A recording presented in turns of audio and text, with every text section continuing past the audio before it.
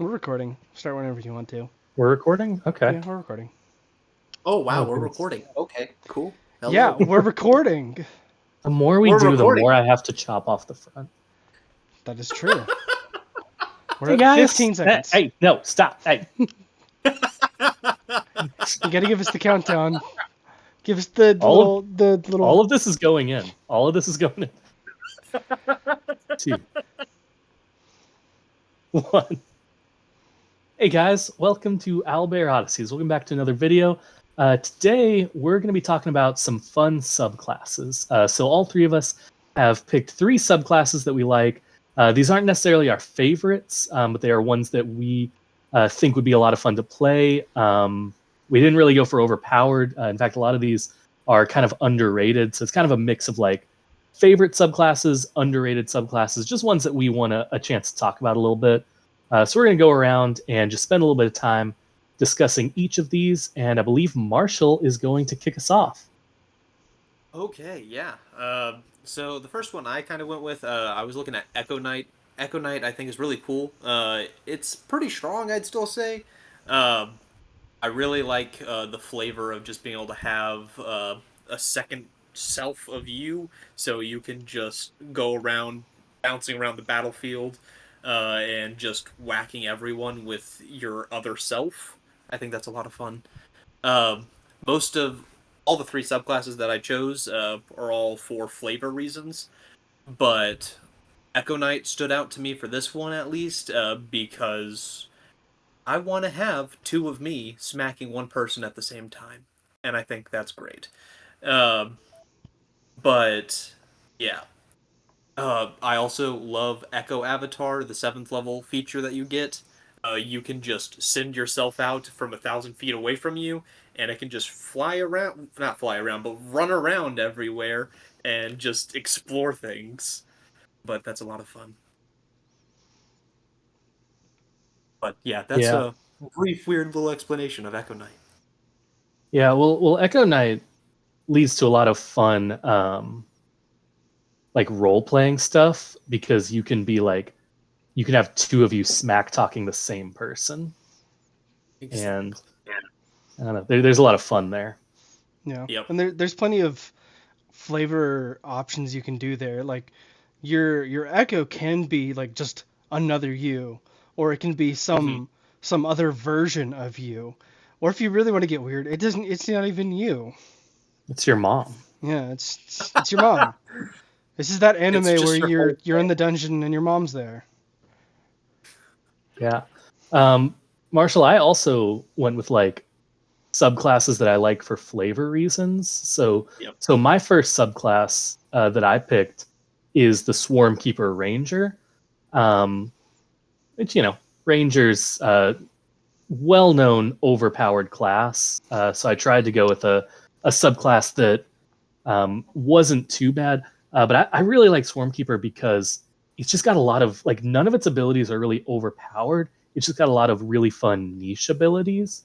So if you look at like the 3rd level ability you get, it's called Gathered Swarm, and you get 3 different like abilities that you get there. Um, I believe, yeah, you can pick one of these each time you like once per turn after you hit a creature with an attack. You can either deal a little bit of extra damage, you can force a strength save to push them 15 feet, or you can have the swarm move you 5 feet horizontally. And like none of those are great abilities necessarily, but there's just a lot of versatility to it. And Swarmkeeper as a whole is just like that way to me. There's a lot of fun to the subclass, even if it's not necessarily overpowered. I get that. I really like a bunch of that flavor stuff for Swarmkeeper as well. The I think it's cool about being able to push people 15 feet back, just like the fun invocations for Warlock and stuff like that with Repelling Mm. Blast or other things like that. But where you can just smack people up against a wall or yeet them off the side of a mountain or move yourself a little bit more around the battlefield.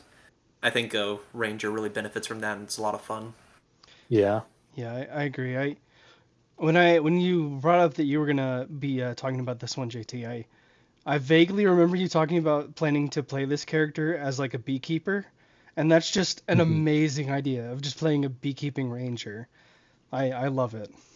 Well, and that's, the name Swarmkeeper kind of implies that it's bugs, but it could be anything. Yeah. You could have like floating octopi. You could here's a free character idea. You're playing Dracula and your swarm is bats. That's cool. I like that. Like there's just a lot of fun flavor to it. Now all I'm picturing when you like shoot an arrow at someone is like there's just a bunch of bees or bats flying with it going at someone, and then right as you hit them they get pushed back when they all just like keep pelting them back and Yeah. forth. That seems like a lot of fun. Yeah. Yeah, So what about you, Shane? What do you got for us? all right. My first one is the Path of the Beast Barbarian. Um, I love it for a lot of reasons. Kind of like one of the things y'all were saying earlier. It's not one of the best subclasses. I don't think. I think it's pretty good for Barbarian, but one of the things I really love about it is when I played it, it was the ultimate I am the weapon thing because you're already a barbarian, so you've got that unarmored defense, so you don't need to be carrying armor around. And if you're the Path of the Beast, you create your own weapons every time you rage. Hmm. So my character walked around carrying nothing because I didn't need armor, I didn't need weapons. I am both of those things myself. And they're like choosing this subclass using your natural weapons. I mean, you're going to be missing out on like, using a great axe. You're not going to have that D12 damage dice. But, you have the three options, the bite, the claw, the tail, and they each have their own ability. And they're all I mean, they're not all like amazing, but they're all fun. Because the bite, it gives you a little bit of ability to heal yourself, kind of like a vampire bite, where you can regain hit points when you damage. And that tail gives you like, uh, it gives you reach, and it kind of gives you a parry type ability, which is also cool. But the best one, let's be honest, the best one is the claws, because it just straight up gives you another attack. And that's always going to be good. It's just whenever you take an attack, you do another attack. And the character that I played as a beast barbarian was just constantly just tearing into his enemies with claws, and it was amazing, and I loved it. Some of the higher level abilities, they're fun. They're not amazing, but they're fun, you know. And that's the beast, man. I like that ending. Oh, Beast Barbarian seems like a lot of fun. It's not something I've ever like thought about playing myself, but I've seen other people play it, and it's always been enjoyable to like see in the party. Uh, I love some like the extra art that some people have made for their characters. Like it's just like, oh yeah, the normal self, and then right after you rage, like, oh yeah, I just grew some fangs, claws, and oh look, now I have a tail. All of a sudden, it's like, oh okay, and now you're just running through the battlefield with claws, just swinging at people.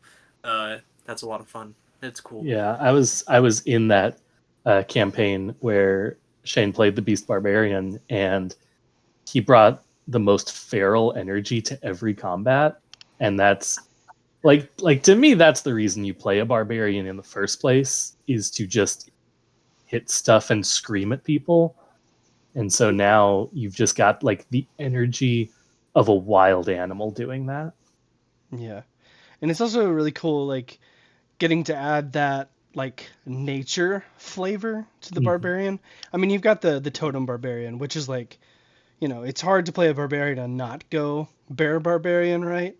And so it's already got a little bit of nature, but this is its own spin. It's not like I'm channeling the power of a beast. It's like I am becoming the beast. Yeah. Yeah. That is cool. I do like that a lot. Yeah. All right, JT, I think that takes us back to you, right? No, it's back to That's Marshall. Marshall. Ah, frick. I mean it. Okay, it's all We're good. not It cutting that. happens. We're That's not fine. cutting that. It's Uh, fine. my next one, like I said, they're all very flavor based. I actually haven't played Echo Knight or this College of Spirits Bard. I've really wanted to play College of Spirits. I just have not had a campaign where like it felt like it really where I would really enjoy it at the time. But there's a lot of different ways you can play Spirits Bard. Uh, I really like the whole thing of just being able to get guidance. Guidance is always great, yes. But the fun other spell casting focuses, which you can do that basically with any class if you really want to, up to the DM's discretion.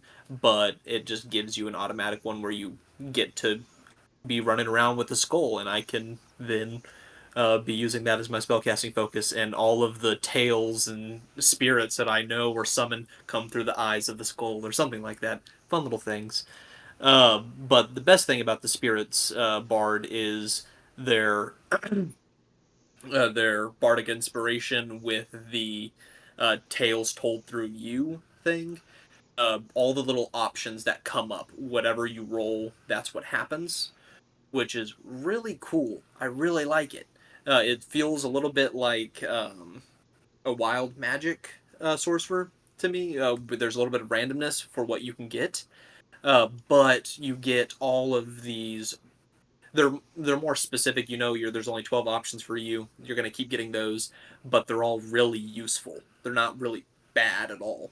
But once you get to the higher ones, like the Tail of the Dragon, Tail of the Angel, or Tail of the Mind Bender, you get all these fun abilities, like just being able to stun someone with a Bardic Inspiration. That's dope. But other things like that too. But that's pretty higher level.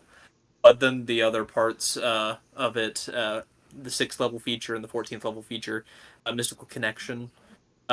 Whenever you roll on your spirits table, you can do it twice, and you can choose which one you want. So you get to be a little bit more choosy in it, similar to the Wild Magic Sorcerer. But I don't know why I like this more than Wild Magic Sorcerer, because we all know the Wild Magic Surge table is not great.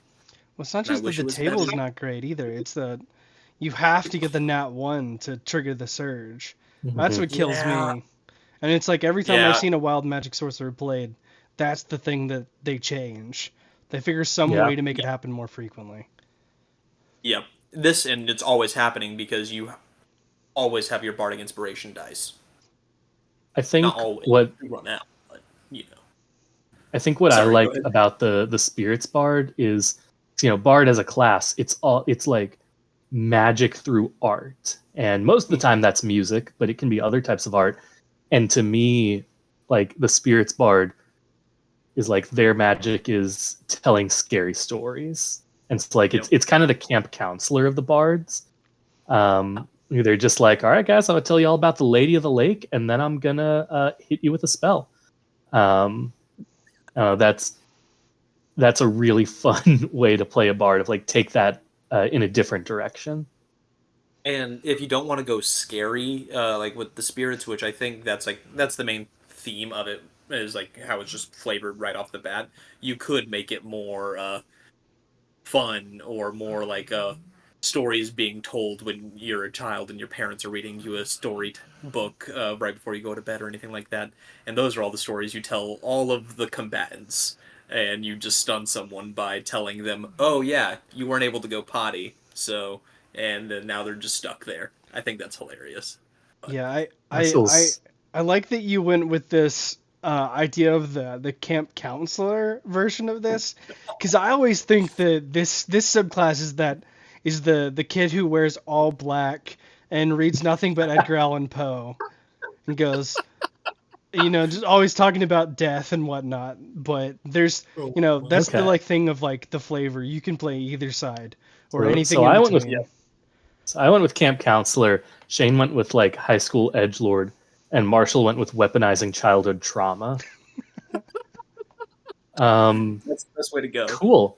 So my second subclass. Did you have anything else you wanted to say, Marshall?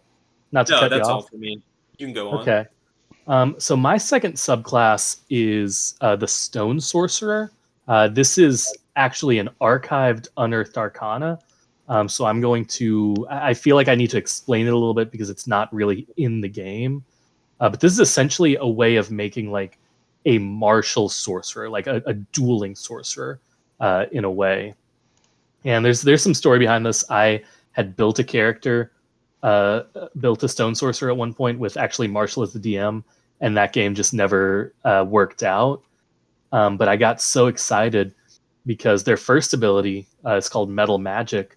Well, their first ability gives you bonus proficiencies, but their first like really like complicated ability is Metal Magic that just gives you in your sorcerer spell list like a bunch of smites. You got Compelled Duel, you got Magic Weapon, Elemental Weapon, and so it lets you become this like spell casting swordsman. Uh, and the ability I really like is, I'm not going to read it word for word, but it's called Stone Aegis. Um, and it lets you, as a bonus action, you can reduce damage that an ally takes. Like you can summon an Aegis to your ally that whenever they get attacked, it reduces the damage. And you can then, uh, when that ally gets attacked, you can use your reaction to teleport um, to them. Sorry, I'm having to read this as I go because I have not looked at Stone Sorcerer in so long. And then you get to make an attack as your reaction. So like you're protecting an ally, they get hit. Your reaction is you teleport, you attack. That attack deals extra damage. And so it's not the best. Like if you want to play a martial caster, there are a lot better ways to do it. But the Stone Aegis, to me, I've always like imagined that as like an avatar when when Toph would like stomp and summon a stone wall as a shield. And then I don't know how the teleportation works with stone magic, but I just think this subclass is really cool. The 18th level ability is that you can use your Aegis to protect 3 of your allies, which, like, yeah, that's pretty cool to me. It's a very like martial and defensive caster, and I really like that. Yeah, I think it's really cool that there are more subclasses for like sorcerer to be able to actually do have support. It feels like there's not many that do support. They're more like focusing on damage, or it feels mainly to attack to me. But I think about is it? No, I'm thinking about warlock. What's the subclass that allows you to help? Is there a healing subclass for sorcerer? Divine Soul. Divine Mhm. Soul. I was blanking on that. Jeez. Okay, yeah, that one. But then we have Stone Sorcerer, which I wish was not in the UA because it'd be really cool for like being able to just protect your allies like that. But thinking about like the teleportation idea, all I'm picturing is like you going like Doug Trio and just digging through the ground and just appearing. Oh, see, I was thinking like Earth Frozone, where like he's riding an ice wall, but you just like ride the stone. Yeah, Yeah. I think I really like the idea of you just like digging and everyone just see like the ground shaking as like you're digging through it or something like that, Yeah, no, that's or really you cool just too. teleporting through the stone, almost like I'm blanking on so many things. The spell that uh, pass through wall, something like that. Pass without Uh, trace. no, not pass without trace. The one Was that it literally lets Stone you Shape or pass through something? one shape. Yeah, Hmm. there's that. There's another one too. I think I forget, but you just teleport. You just falling into the stone, into the earth, and then just appearing. Marshall's thinking of the One Piece character that can do that. Oh, don't get him No, started. that's Don't get him that's what started. that's with doors. The last thing that I want to say about Stone Sorcerer, and I'll pass it over to Shane, is this is not archived because it was too good. So if you want to play a Stone Sorcerer in your game, like talk to your DM. Obviously, I don't see a reason why this wouldn't be allowed. Don't bug your DM. Don't be a dick. But Tell him you have like, the JT seal of approval, so yeah, they like have to let you play it. yeah, absolutely. Tell them that my uncle works for D&D and he said it was okay. But like this isn't an overpowered subclass. Like it's not archived because it was too good. I don't know why it's archived, but I would be okay with someone playing It, sh- this. it should have come out in the Um, Giants one, even though it doesn't make sense for Giants, but yeah, Earth Giants, that makes sense to me. But Yeah. big yeah. sad. So I'll pass it over to Shane now. Now that I've said my piece. All right. Well, Marshall was talking about warlocks, which ties in here because next one is the Celestial Warlock. I have also played one of these. and it was so much fun. I love taking the warlock that typically super edgy, my powers come from a demon class, and just going, oh yeah, my patron is just like an angel or something. He like told me to heal people and whatnot, and it's just like kind of flipping the standard on its head, and just like, all the memes with the warlock, that doesn't apply to you when you're playing the celestial, if you wanted to, and the way I played it, it didn't. And so it's kind of one of the things JT was saying about Stone Sorcerer. It's not that great. It's decent. It's kind of just you're a warlock, but also you have a little bit of healing. Um, but it's fun. You get some other healing spells. You also have like it's like there's like a half-hearted attempt to make it also about fire, but like not really. It's like you get a couple of extra fire spells, and then it's like you can add your charisma modifier to like fire damage or radiant, and it's like that's all right, I guess. One of the things that um, was useful in the game that I played it in um, was a lot of times, I was pretty stingy with my spell slots because like, you only get the two. I would be Because like, you were a warlock. yeah, yeah. And it's like maybe I need to hold on it because I got Revivify. Maybe I'm gonna have to cast Revivify. And it's like I'm a warlock, so I can just Eldritch Blast my way through most combats. And it's just like we'd come out of combat, we'd all be super hurt, and I would have a couple of spell slots left or a spell slot or two left. And it's like we're gonna take a short rest. It's like okay, if we're gonna rest, then I'll cast Cure Wounds before we rest because I can give you a little healing that you don't have to use your hit dice, and I'm gonna get the spell slot back. So it's like that's not a thing you can do with the cleric. So that's fun. Um, and I really wish we'd gotten to 14th level because the last ability, that 14th level ability, when you have to make a death saving throw at the start of your turn, you just pop back up, and you get half of your hit points back. And there's just this burst of radiant damage around you. And that would be so awesome. So. Yeah. Yeah, I love anytime you get to play a warlock like against type, where like you're not playing into the typical like you were saying the edgelord character, which is kind of what a lot of people assume that warlocks and rogues are. And so playing a warlock who is basically a priest in a lot of ways, like a celestial warlock, is really fun just because it affords you that chance of like, oh yeah, well I'm a warlock, but also I pray 5 times a day. Yeah. I think it's cool just being able to heal and then get everything back on all your spell slots back on a short rest, like all good warlock things. One thing I was thinking about when you were talking about the celestial warlock was like, okay, maybe this might be a little bit overpowered, but what if there was an invocation specifically for celestial warlock that was like another Eldritch Blast invocation, but only for Celestial Warlock. Instead of you sending one of the blasts at an enemy, you can send it at an ally, and it doesn't do like the 1d10 plus your charisma healing because that'd be busted for a cantrip, but like only healing for like a d6 or something like that. Like the Way of the Mercy Monk. Yeah. Yeah, exactly.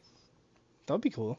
But something like that, I think that might be a little bit overpowered though, because you could just Eldritch Blast at level 11 and then just 3 and do that, which would be really strong. But you're using an invocation slot. Yeah. No, I think that would be a cool idea. By the way, before we pass it back to Marshall, the One Piece character I was talking about was Senior Pink. I wasn't going to correct him, but I knew that he wasn't thinking about the right one. I thought you were talking about doors for teleportation. No, I was talking about Senior Pink, who, by the way, there's a JoJo's character that does that too, but I don't remember his name, and I'm not looking it up. Marshall, what's your last one?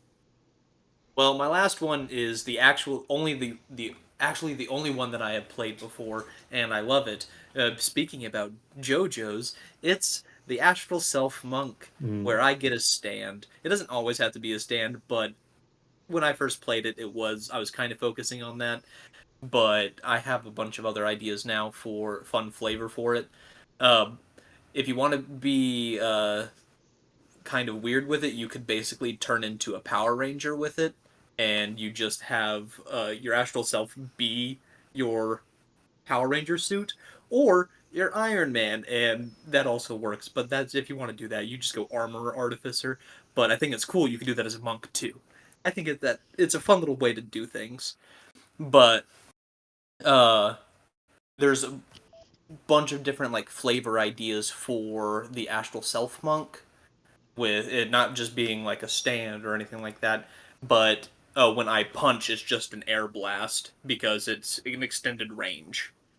But when I played my Astral Self Monk, I was Astral Self Monk Warlock, which those two classes do not go well together. They really don't. It was really bad, but it was so much fun because Eldritch Blast, and I'm like shooting from very far range.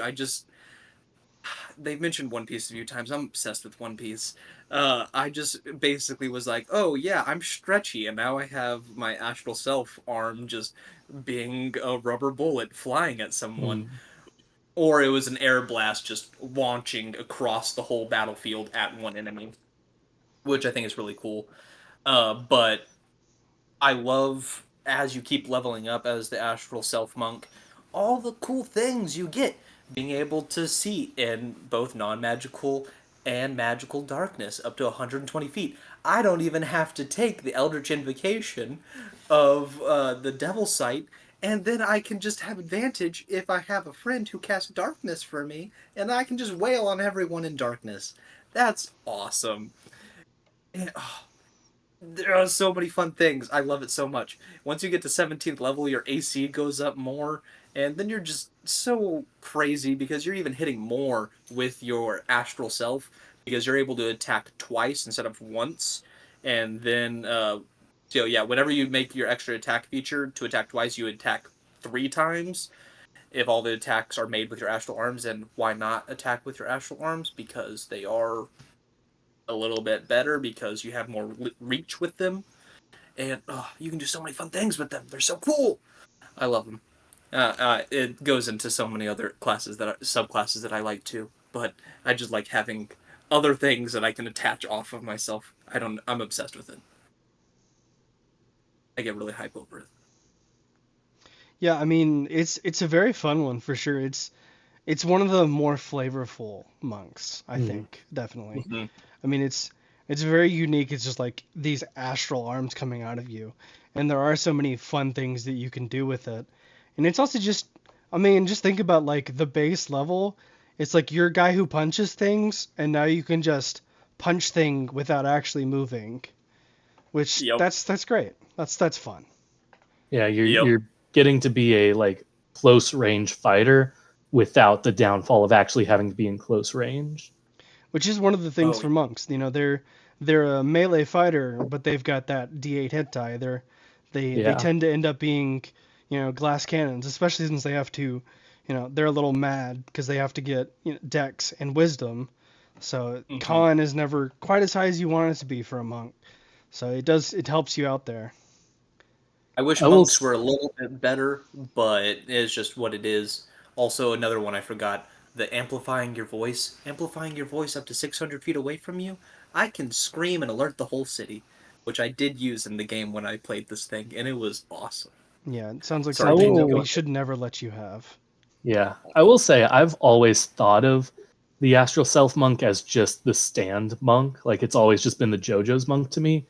But when you talk about like the different ways you can flavor it, of like having the stretchy powers or being a Power Ranger, like there are a lot of cool directions you can go in that I've just never considered. Yep, it's so cool. For sure. The next one is Um, you. yeah, speaking of fun directions, so I picked the Circle of Wildfire Druid as my last one. So in Druid subclasses, you generally have two schools of thought. You are either improving wild shapes or you're replacing them. And if you're improving them, you're either Circle of Moon or you're a little disappointing. But in the camp of like replacing your wild shape, Circle of Wildfire, instead of a wild shape, you can use that slot to summon a wildfire spirit. Now, apart from just like the thematic coolness of like I am tied to the land, but my powers are also inherently tied to the destruction of nature in some way. The thing that I always think of with Wildfire Druid, which I've brought up to both Shane and Marshall in the past, is playing like a fire stick farmer druid. If you're not aware, that's a type of agriculture that I believe is Aboriginal cultures, that they will like raise the land to like kill off plants that have died and refertilize the soil. And I think it's still practiced in some parts of New Zealand, New Guinea. And just the concept of like you're having to balance the inherent destruction of your ability because it is fire with your connection with nature is really cool. Their last ability, Blazing Revival, which you get at 14th level, the bond with your wildfire spirit can save you from death. If it's within 120 feet of you when you're reduced to 0 hit points and thereby fall unconscious, you can cause the spirit to drop to 0 hit points. You then regain half your hit points and immediately rise to your feet. You become a phoenix. That's what happens there. And it further ties into the fact like wildfire is about the circle of life. That's what this subclass is about. It's about like fire as being both a way of destruction but also a symbol of life. Again, as with all of mine, it's not that powerful. Like it's not going to hold a candle to a moon druid, but it's such a unique idea to me. Like this is a subclass that I never would have thought of, but I love the concept behind it so much. Yeah. You're talking about it's not going to be a moon druid. That's like it's like the what I was saying about barbarian. It's like if you're playing a barbarian, it's like assumed you're playing a bear barbarian, and it's druid to a lesser extent can be the same way. That like, oh, you're a druid, so you're going moon, obviously. Right. And it's fun to go against that norm, and like you're saying, play this character that is not just, oh, I'm just preserving life. I'm one with nature. It's the whole part of the cycle, the cleansing fire aspect to it, and the like the cycle of renewal that comes with it. And that's really cool. I'm just saying what you said, but it's really cool, and I'm saying it again. I like it too. The thing I realized, I think there's a lot of really cool subclasses that have the idea of you sacrifice something, or when you no, there's just an ability that basically puts you back at half of your HP when you go down, and that's always such a fun feature because it's like, oh, I get to keep on fighting because of X, and for Wildfire, it's because they're a Phoenix basically, and that's just dope.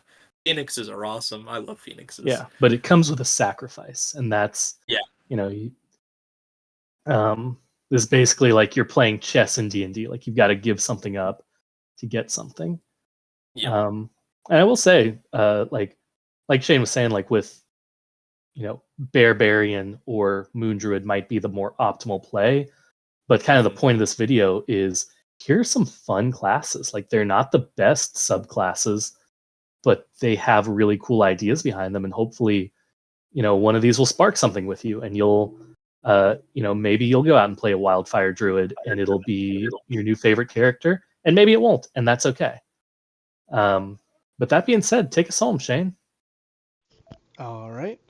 Well, my next one, and the last one, I'm sorry to say for all of us, is the Evocation Wizard. Like what JT was saying, not the best because it's neither divination or blade singing, so it can't be the best, obviously. But I think it's one of the best.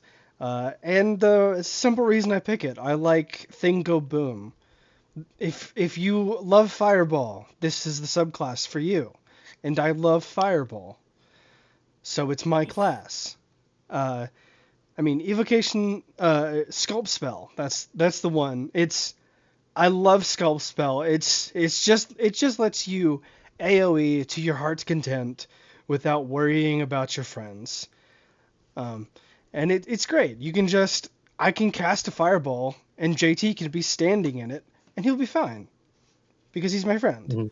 But everyone I don't want to be fine is not going to be fine, and it's beautiful to me, and it always makes me like not enjoy the sorcerer metamagic careful spell, because sculpt spell lets you pick people to just save and take no damage, and the sorcerer careful spell allows you to pick people to automatically save, but it doesn't specify no damage, which that's Mhm. still fine if you're doing like hypnotic pattern, because they save, nothing happens to them.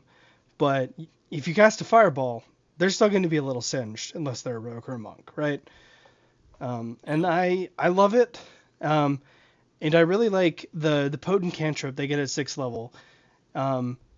It's you turn your cantrips, your saving throw cantrips, into like they're gonna take damage no matter what, which is one of the beautiful things about the saving throw damaging spells of higher levels. And it's wonderful. And I've also played this one because I've played a lot of characters, and I really wish I got into 14th level. The over channel ability where you can just, first through 5th level spell, you can just choose to deal max damage. The sheer lizard brain joy that would have come from just instant 5th level max damage fireball Mhm. is just it's that immediate rush that I need from playing wizard. Um, so I yeah, was no flavor concerns for the reason I picked this subclass. It's just my favorite. I'm glad you mentioned overchannel because I was going to, that it is like that's like less than 50 words, and it is such a great ability. Like, it's simple and it's powerful, and I love the first bit. Like, you deal max damage, that's less than, like, that's very short, but I love that it's not just once per long rest. It's you can do it a second time if you're willing to take the damage. And I will. And that adds a nice little twist to it, because if you can only do that once, you might end up like hoarding it, and you get through the combat and it's like, oh man, I never even used this. Giving you the ability to do it more if you need to means that you're going to be more incentivized to use your cool abilities. Yep.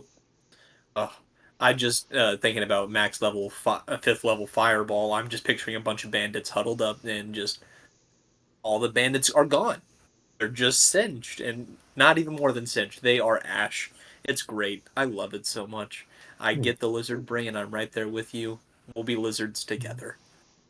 And while Marshall is glorifying murder, um, Hey, they were bandits. They deserved it.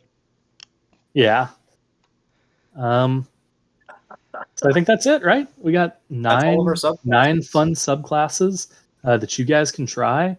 And if you have any fun, underrated, favorite, whatever you want to call it, subclasses, drop them in the comments. What do we need to plug before we log off? Don't forget about our TikTok and our stream, which this is just taking place on our off Saturdays, and you can watch our stream on the other Saturdays. We hope you'll join in with us, and also you can comment to your heart's delight and on this episode and on other things, and let us know about subclasses and other things that you love or Tell them what you what want to time the see. streams are, Marshall. Tell them what time we stream. Oh, the 7 times p.m. that we Central Time. Shane's got it. He's better at that. He looked 7 like he was forgetting a little bit. I'm definitely 7 not p.m. whispering into the Central. mic. 7 p.m. Central every first, third, and fifth Saturday. If you're watching this too far in the future, that might have changed. That's true. You'll catch us. Check out our Twitch. Link is in the description. And thank you guys for watching. We hope that you'll try our subclasses, and if not, we hope that you enjoy D&D anyway. Yeah. And since this is our first alternate content video, please share it So help us reach a bigger audience so we can keep doing this. Yes, please. Yes. All right. That's Well, all thank you for guys, us. and we'll see you in the next video. Goodbye. Bye.